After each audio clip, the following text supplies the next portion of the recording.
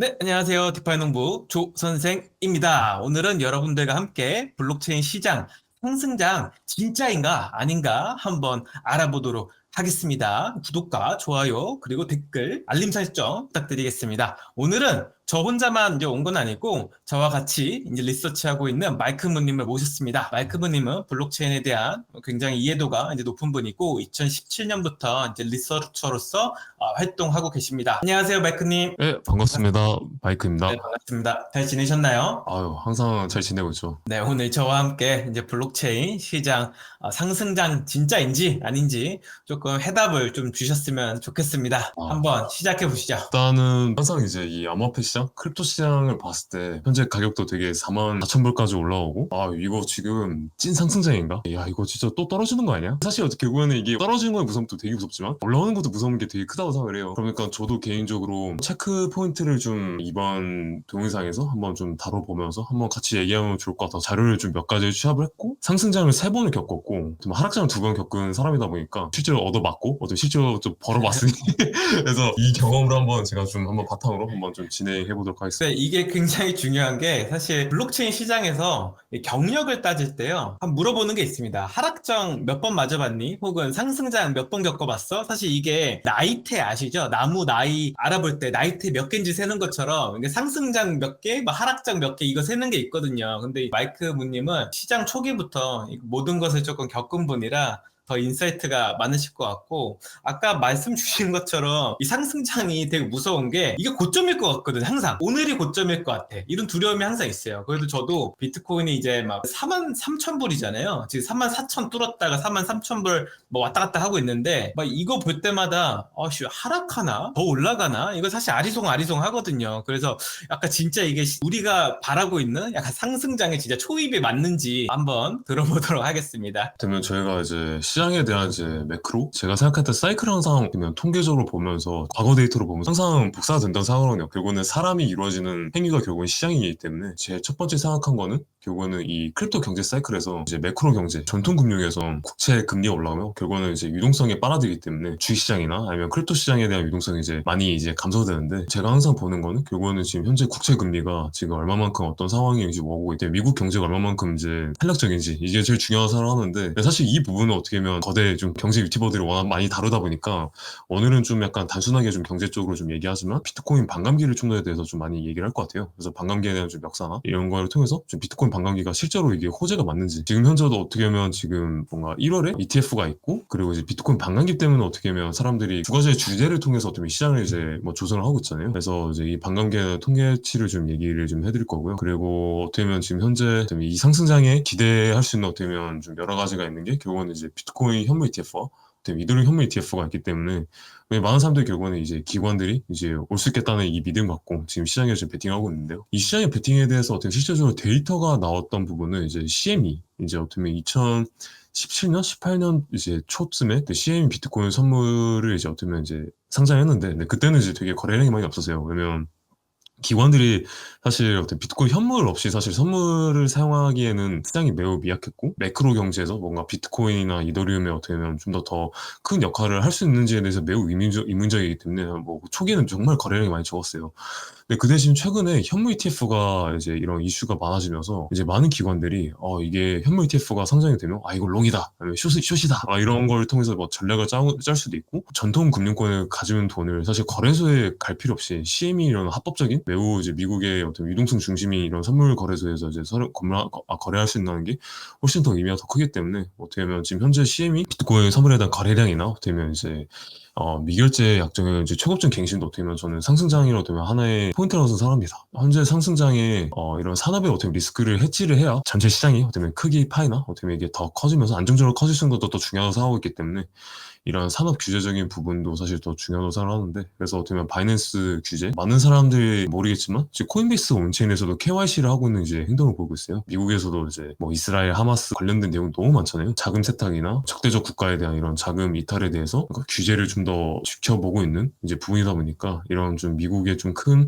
이런 코인베이스나 이런 기관들도 이제 온체인 KYC에 대한 걸 좀 시스템을 좀 많이 구축하거나 생각하시면 될 것 같습니다. 아직까지는 뭐 리플이나 아니면 USDT나 워낙 많은 이제 규제들이 많은데 그래서 이런 규제들을 통해서 어떻게 보면 찬찬히 이런 규제 해소로 인해 어떻게 보면 상승장의 사이클을 하나 계속 갈 수 있지 않을까 싶어서 지금 되면 현재 이 비트코인 43,000불, 44,000불까지 올라가는 되면 제일 중요한 키포인트를 좀 근데 나열해봤습니다. 여기서 조금 재밌는 게 이제 블록체인 시장을 이제 볼 때 기존 전통 금융에서 보는 경제 어떤 지표들도 이제 같이 이제 봐야 되는 시대가 온 것 같아요. 대표적으로 뭐 미국 국채 어떤 금리가 꾸준히 막 상승하게 되면 또 유동성이 또 그쪽으로 이제 몰리다 보니까 또 그것에 따른 약간 디파이 내에서 어떤 유동성 변화도 생기는 것 같고 요즘은 어떻게 보면 독립적으로 이제 따로 떨어져 있던 시장이 하나로 조금씩 결합되는 그런 느낌인 것 같아요. 어떻게 보면 이제 뭐 매크로 경제는 이번 편에서 많이 다루진 않을 거지만 중앙에 돈을 풀었냐 안 풀었냐가 제일 중요하다고 생각을 해요. 돈을 풀면 이제 매수하면 되고 안 풀면 이제 투자하면 안 된다고 생각하는데 음. 그래서 어떻게 보면 이 근 2년 동안 어떻게 보면 지금 미국 10년 국채가 이자가 결국에는 이제 최고점이 이제 5% 도달하면서 어떻게 보면 지금 현재 많이 내려가는 상황이거든요.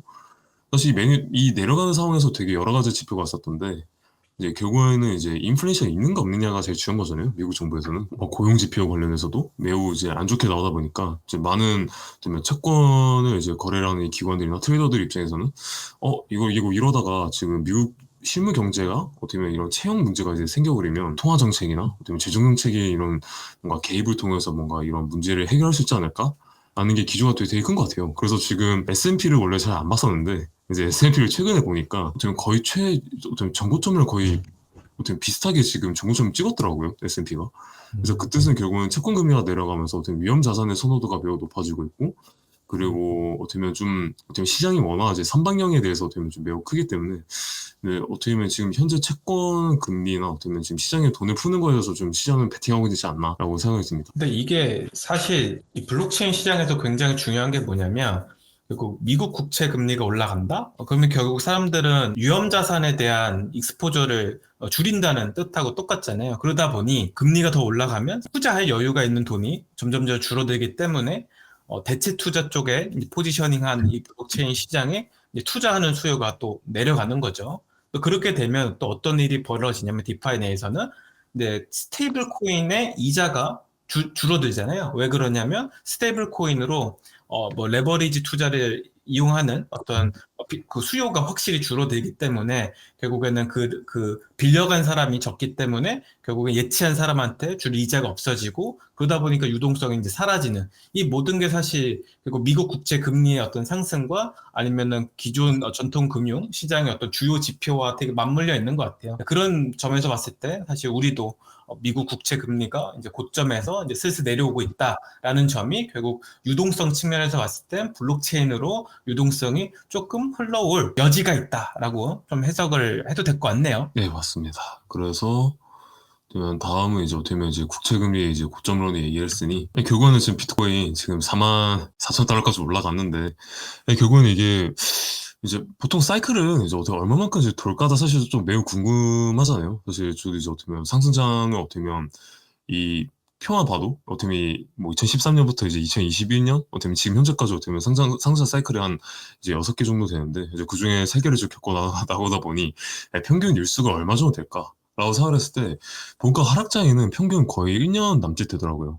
이제 1년 안쪽에 이제 진행되고 있고 크립토가 좀 전통금융권은 좀 다른 게 약간 크립토는 워낙 이제 유동성 이탈이 되게 빨랐었어요. 어떻게 옛날에는 워낙 이제 막 기관이 들어오지 않았던 시장이다 보니까 어떻게 보면 2017년까지는 사실 이 기관을 이제 어떻게 목마르다가 어떻게 보면 이제 날짜라고 계산했을 때는 이제 되게 좀 길었는데 어떻게 보면 2013년 때는 되게 막 400일 정도 이제 걸렸지만 근데 최근에 들어서는 어떻게 보면 뭔가 코로나 때부터 어떻게 보면 지금 현재까지 뭐 FTX, 뭐 루나 막 이런 사건이 이루어지고 나서라도 이제 평균일이 어떻게 보면 지금 1년 내로 이제 생각하시면 될 것 같아요. 지금 되면 상승장 이 통계표는 해당 기간 동안 이제 접점을 찍고 이제 최고점이 얼마만큼 찍는지에 대해서 그 상승장 날짜를 이제 계산을 하는데요. 그래서 현재는 작년에 이제 FTX가 이제 그 사태를 일어나고 되면 이제 최저점이 거의 11,000불 정도 돼 있었잖아요. 그래서 그때부터 지금 현재까지 이제 보니까 1년 넘었더라고요. 그래서 이제 그 전에 어떻게 보면 이제 평균치를 계산해 보니까 코로나 때 그 사이클도 한 600일 정도 이제 왔었고 그래서 이제 평균치를 계산하니까 한 570일 정도라고 생각하시면 될 것 같습니다. 그럼 되게 신기한 게 결국엔 하락장은 좀 짧고 상승장은 좀 길다는 거잖아요. 제가 이제 기억하기로는 2022년도 그 3월 이후부터가 사실 찐 하락장이었던 것 같거든요. 왜냐면 비트코인이 올타임 하이 최고점을 경신하고 5월 달에 테라 이제 붕괴되면서 정말 큰 이제 하락폭을 이제 동반했었는데 그게 또 생각을 해보니까 1년이 넘었네요. 결국. 그쵸? 또 그 맞습니다. 반면에 이제 상승장은 지난 어떤 하락장은 1년이 넘었지만 이제 평균적으로 봤을 때는 한 293이 된다는 것이고 상승장은 평균적으로 500일이 된다. 500일이 넘어간다. 그러면 지금 만약에 내년부터 상승장이 시작이라고 하면은 한 2년 간다는 거네, 이게. 2년 좀 못한 기간 동안 유지가 될 수 있다는 거네요, 결국. 그쵸. 근데 약간 이제 이 가격이 결국에는 사람들이 이제 어떻게 보면 인식이 좀 쉽지 않은 게 결국은 이 최저점에서 어떻게 보면 가격이 오르다 보니까 이 통계표도 그렇고요.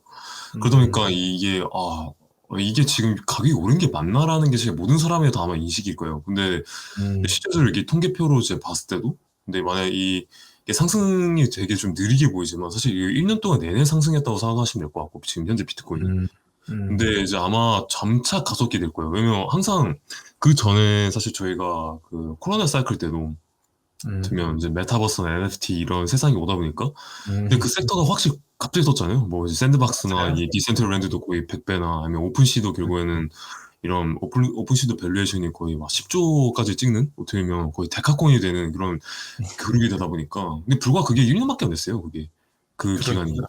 그래서 이 음, 상승장이 되게 좀 저도 이제 제 개인적으로 좀 주의해야 할 점도 음.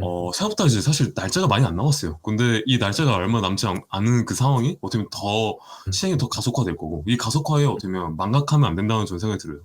그럼 그래서 지금 궁금한 건 지금 그러면 우리는 이 그래프로 봤을 때는 이 어떤 통계치 기준으로 봤을 때는 우리 상승장이에요?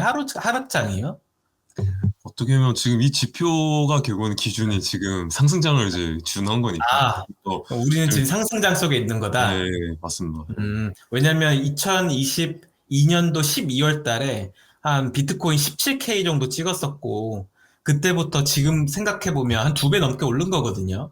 결국에는 비트코인 기준으로 상승장을 구분했을 때는 이게 현재는 상승장이다라는 거네요. 한번 이제 뒤에서 좀 더 이 상승장에 대한 또 어떻게 더 확신이 있는지 한번 그 지표를 한번 더 얘기해 보겠습니다. 방금 이제 어떻게 보면 날짜로 통계해서 상승장 이제 어떻게 얘기를 하는 건데, 근데 보니까 이제 상승장에는 보통 다 기관 아니면 반감기 내러티브가 계속 들어가 있어요. 이제 예를 들어서 2017년에는 뭐 CME, CBOE라는 어떻게 이런 큰 기관이 이거 뭔가 선물 상품 상장하게 할 수 있겠네 해서 상장을 했었던 이런 내러티브가 어떻게 보면 2만 불까지 어떻게 보면 상승했던 어떻게 보면 하나의 내러티브였었고요.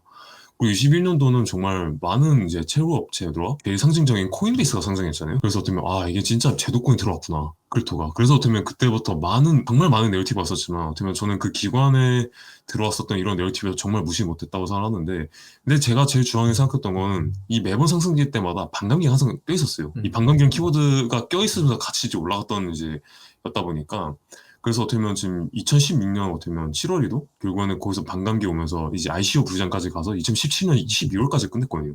사실 그때 제가 들어왔었는데 그래서 그때도 어떻게 보면 하나의 상승장이 어떻게 보면 하나의 주기였었고 어떻게 보면 그 다음 상승장도 사실 어떻게 보면 21년도에 어떤 디파이 서머, 뭐 NFT, 뭐 솔라나 서머든 아니면 그때도 사실 제일 중요한 건 비트코인이었거든요. 근데 결국은 비트코인이 결국은 이 반감기를 되면 매 4년마다 이제 내러티브 얘기하면서 되면 공급량이 준다. 라고 어떻게 음, 보면 단순 로직이지만 근데 매번 이 4년마다 많은 일들이 벌어졌어요. 기관들이 들어오거나 아니면 뭔가 하나의 내러티브를 만들거나. 근데 이 지표를 좀 봤을 때는 이제 매번 반감기 때마다 좀 더 이 위력이 점차 약해지는 게 제일 컸던 것 같아요. 2012년이면 되게 정말 초창기였으니까 되면 막 음, 1000%, 막 8000% 같은 뭐 이런 올라가는 이런 기대치를 이제 보여줬었는데 이제 2017년, 이제 22년 점차 되니까 많은 플레이들이 들어가고 많은 투자자 들어가고 그다음에 이 비트코인의 펀더멘털도 많이 바뀌어지고 있는 상황에서 음. 그래서 어떻게 보면 전 생각에는 결국에는 뭐 수익률을 많이 낮아진다는 뜻은 결국엔 변동성에 대한 리스크가 적어진다는 뜻이기 때문에 결국에는 이 비트코인 하나의 자산이 성숙해지고 있다라는 게 어떻게 보면 하나의 지표라고 생각하시면 될 것 같아요. 이게 재밌는 게 반감기가 2012년, 2016년, 2020년, 그다음에 2024년 이렇게 있었잖아요. 이걸 기준으로 두고서 항상 사람들을 어떻게 보면 현혹하는 혹은 사람들의 기대치, 드림 레시오를 이렇게 높여주는 항상 스토리들이 시장에 있었고 그 스토리들을 우리는 또 내러티브라고 얘기를 하잖아요. 그러면 아까 말씀 주신 대로 사실 12년은 논외로 치고, 그럼 16년도에는 사실 비트코인 반감기가 있다고 하고 나서 2017년도 불장이 왔었고, 그다음에 2018년 하락장이 이렇게 왔었잖아요. 이런 것들이 어떻게 보면 결국 시장에서 사람들을 많이 주목시키는 그런 어떤 스토리들이 나올 때, 내러티브가 나올 때는 항상 그 기점에 비트코인의 반감기가 있었다라고 이제 생각하면 되는 거겠네요. 그래서 이제 반감기도 되게 중요한 키워드고, 되면 이제 앞으로 많은 채굴자들도 결국은 어떻게 보면 크립토가 이제 상장된 기업들 보면 거의 대다수 이제 약간 어떤 채굴 업체들이에요. 근데 채굴 업체들이 이제 어떤 지정상세제 스펙으로 되면 인수를 통해서 이제 약간 합병을 하거나 어떻게 보면 그렇게 상장을 했었는데, 근데 결국에는 그 업체들도 결국에는 이 매출이 결국에는 이제 비트코인의 최선성이거든요. 근데 음. 결국은 이 비트코인 최선성이 늘려면 결국은 가격이 올려야 되고, 이제 반감기가 되면 가격이 똑같으면 사실 이게 손해 볼 수밖에 없잖아요. 네, 그렇기 때문에 이런 지금 많은 이제 뭔가 업체들이 되면 좀 되게 많은 기관들이 이 반감기에 대해서도 되게 매우 민감하다고 좀 생각이 듭니다. 네. 이거 약간 보니까 이거 학습 효과네. 처음에는 아무도 몰랐으니까 엄청 큰 업사이드가 있었고, 그다음에 한 번 이제 반복됐을 때는 작년에 이랬으니까, 저번 때 이랬으니까 이번에도 이럴 거야라고 하면서 이제 기대를 하다 보니 조금씩 이제 어떻게 보면 실제 수익률이 좀 낮아지는. 그래서 지금 뭐 네 번째 반감기니까 저번 어떤 업사이드보다는 훨씬 더 줄어들겠다는 생각이 좀 들긴 하네요. 네, 차트를 보니까. 가격 변동성 차원에서. 맞습니다. 그래서 어떻게 보면 음. 결국은 이제 뭔가 국채 금리와 어떻게 보면 방금 이제 비트코인의 뭐 이런 불마켓 사이클 혹은 방금 어떻게 보면 또 이제 반감기를 또 얘기를 했는데, 아니 결국에는 이제 그 매크로 경제가 제일 중요하다고 생각을 해요. 네, 어떻게 보면 맞아요. 하나의 이게 중간에 다 이제 비트코인 반감기도 하나의 이제 내러티브로 이걸 통해서 이제 비트코인 가격을 올리는 이런 매개체가 된다고 하지만, 근데 제일 중요한 거는 이런 S&P의 주식이나 어떻게 보면 이런 이제 실물 경제가 워낙 좋은지가 더 중요하다고 생각하는데, 근데 이 지표를 보니까 이 방금 빨간 표가 이제 어떻게 보면 S&P와 비트코인 하락장이랑 이제 겹치더라고요. 이 초록색은 이게 음. 상승장인데, 근데 이 그래프만 보시면 이 초록색과 이 빨간색이 거의 동일하다고 생각하시면 돼요. 거의 변동성이 같이 따라간다고 생각하시면 될 것 같고. 그러니까 이 주식 시장과 그다음에 이제 블록체인 시장의 이 상승장을 나타내는 게 이 초록색이고 빨간색이 이제 하락장이다. 근데 이 초록색 이 구간에서 보면은 뭐 주식 시장과 결국에는 이 블록체인 시장, 특히 이제 비트코인의 가격 추이가 이제 서로 같은 방향을 바라본다라는 말씀이시죠. 예, 맞습니다. 그래서 음. 되면 S&P가 되면 이제 상승장이 올 때, 되면 이제 비트코인도 가격이 되게 그에 만큼 이제 가격이 오르는 걸 볼 수 있어요. 그래서 코로나 사이클 때도 사실 S&P가 되면 뭐 최고점을 찍었어요. 사실 비트코인도 최고점을 찍었던 거와 마찬가지. 지금 S&P도 지금 가격을 보시면 오른쪽에 S&P에 대한 되면 이제 가격대인데, 지금 가격대가 전고점이 똑같아요, S&P가. 그래서 지금 현재가 비트코인의 퍼포먼스 봤을 때는 이제 워낙 이제 많이 떨어진 것도 되게 많은 이런 음. 시장의 비대칭성이나 어떻게 보면 이런 리스크의 FTX 이런 투명성이나, 사실 이거는 이런 음. 문제 때문에 어떻게 비트코인 많이 떨어졌잖아요. 근데 지금 S&P나 이런 거 비교했을 때 S&P는 지금 정고점 찍고 있고, 근데 비트코인은 아직 정고점을 못 찍고 있어요. 음. 그러다 보니까 지금 이 부분을 만약 지금 실물 경제만 좀 잘 진행되고, 뭔가 중앙은행이 만약 좀 통화 정책이나 재정 정책으로 뭔가 실물 경제를 뭐 살린다는 뭐 그런 기조가 생긴다고 하면, 충분히 비트코인도 이제 S&P의 이런 물사이클을 이제 같이 갈 수 있지 않나. 전 한 가지 조금 반대되는 의견 한번 같이 한번 개진해 보면, 사실 지난 상승장 이제 2021년도 그러니까 2020년도 이제 하반기부터 이제 2021년도 지나서 뭐 2022년도 상반기까지 이어졌던 이 상승장 때 보면 유동성이 굉장히 풍부했던 시장이고, 그 유동성이 풍부했기 때문에 진짜 다이나믹하게 가격 변동성이 있었고 굉장히 많은 큰 모멘텀으로 상승을 했었잖아요. 근데 이번 사실 반감기 때 있을 이제 이 상승장 온다고 하면 이 상승장은 아마도 유축컨대 유동성이 굉장히 타이트한 시장, 부족한 시장에서 있을 거란 말이죠.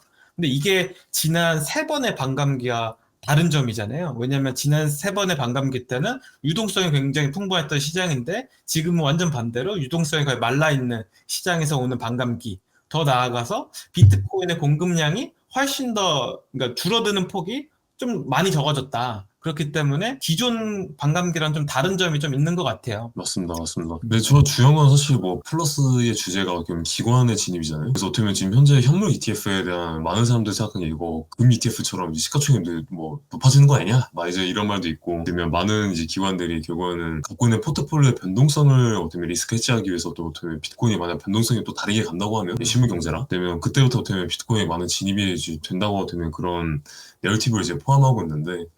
그래서 아마 제 생각에는 ETF가 출시되고도 ETF의 실제 데이터를 보고 어떻게 보면 이 물사이클이 얼마만큼 더 잔위로 갈지도 저는 중요하다고 생각을 해요. 왜냐면 2017년 때는 그때 선물 데이터가 되게 안 좋았거든요.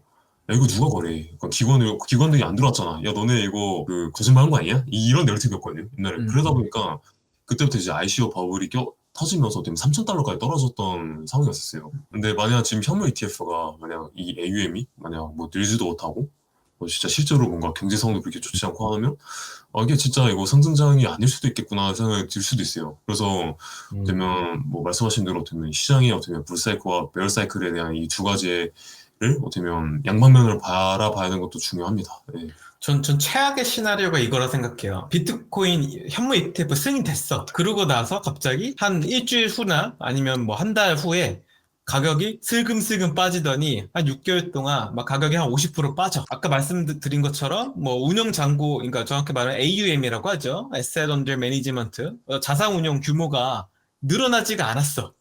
그러면 사실 이거 다시 끌어올릴 수 있는 내러티브가 굉장히 그 논리적으로 약해지거든요. 이제 왜냐면 기간이 들어온다는 카드 이미 썼잖아. 현물 ETF 카드도 이제 썼어. 사실 그 블랙록 카드를 쓴 거지. 야, 마지막 우리를 구원해줄 투수 블랙록이 있었는데 이것도 써버렸으면 그 다음에는 뭐 어떤 내러티브를 만들어야지 사람들의 또 관심을 모으고 이것에 대한 진짜 뭔가 가치가 있다는 논리를 펼칠지 좀 무서워지더라고. 마이크님 말대로 이게 잘 돼야 돼요. 유동성도 많이 빨아들이고 이 실적이 좀 좋아야지 이게 계속 이어질 수 있을 것 같아요. 맞아요. 그거는 이제 비트코인의 ETF가 끝나면서 결국 그 다음에 이더리움 ETF거든요.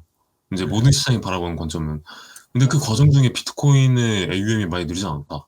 않았다 하면 진짜 이더리움 ETF도 진짜 망하거든요. 그래서 그러면 여태까지 저희가 쌓았던 뭔가 어떻게 이 하락장의 결국에는 뭐 저희가 항상 얘기했던 하락장은 결국에는 빌더 정신, 뭔가 뭐라도 만들고 뭔가 이 생태계에서 뭔가 어떤 문제 좀 해결해보자 하는 모든 게 사실 더 한 번 더 사이클을 좀 더 깊게 파보고보는 어떻게 보면 더 이제 이 빌더 정신을 더 이제 집중할 수밖에 없는 더 사이클이 될 수 있어요. 이게 좋은 말로 빌더 정신이지 이게 나쁜 말로 하잖아요. 이거 굉장히 무서운 말이에요. 다시 저기 지하세계 들어가라는 거야. 그러니까 이제 뭐 탈출 좀 할 줄 알았는데 갑자기 위에서 누가 뿅망치로 때려. 그만 진짜 꺼져 막 이러면서 때리는 거잖아 이게.